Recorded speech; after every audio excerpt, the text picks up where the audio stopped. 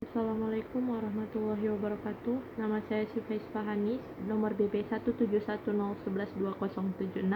Saya akan mempresentasikan tugas saya yang berjudul Pergeseran Hukum Tata Negara Adat Sulawesi Selatan dan kaitannya dengan hukum Islam.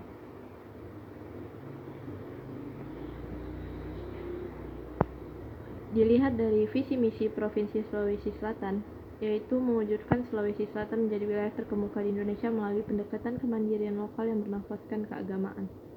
Dari situ nampak bahwa dalam perkembangannya, hukum tata negara adat Sulawesi Selatan sangat dipengaruhi oleh hukum Islam. Hukum yang diterapkan di tengah masyarakat dipengaruhi oleh hukum Islam, namun tidak meninggalkan kebiasaan-kebiasaan adat daerah setempat selama tidak bersinggungan dengan selama tidak bertolak belakang dengan hukum Islam. Dalam perkembangannya, hukum tata negara adat Sulawesi Selatan pada era otonomi daerah didasari dengan adanya amandemen Undang-Undang 1945 dalam pasal 18B ayat 2 menyatakan bahwa negara mengakui dan menghormati kesatuan-kesatuan masyarakat hukum adat beserta hak-hak tradisional sepanjang masih hidup dan sesuai dengan perkembangan masyarakat dan prinsip-prinsip negara kesatuan Republik Indonesia yang diatur dalam undang-undang. Dari dasar konstitusi inilah maka daerah-daerah dapat menyesuaikan peraturan daerahnya dengan kebiasaan hukum setempat.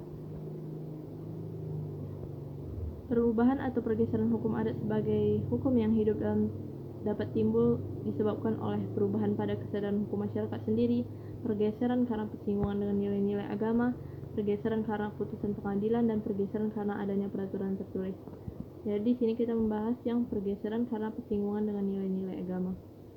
Jadi persinggungan HTN adat dengan hukum Islam, terutama yang berlaku di Sulawesi Selatan, yakni filosofi penentuan pengambilan sikap dan pola tingkah laku masyarakat Sulawesi Selatan bertumpu pada 3 hal, yaitu mapatupu ri ade, yaitu bertumpu pada adat, mapi tangari berapange dengan memperhatikan pengalaman diri sendiri atau orang lain, dan yang ketiga mapasandreri sarae, yaitu menyandarkan perbuatan kepada syariat Islam. Meskipun bertumpu pada adat, namun adat itu pun sudah disesuaikan dengan hukum Islam. Agama Islam selain berhentikan ajaran ibadah atau pakawisi wijang, juga memuat ajaran-ajaran hukum yang disebut syara atau syariat. Syara inilah kemudian melahirkan adat kebiasaan dan selanjutnya berwujud pada hukum adat. Hukum Islam adalah hukum yang diistimbatkan dari nas Quran, hadis, dan ijtihad, sedangkan hukum adat adalah hukum yang digali dari tradisi turun-temurun masyarakat.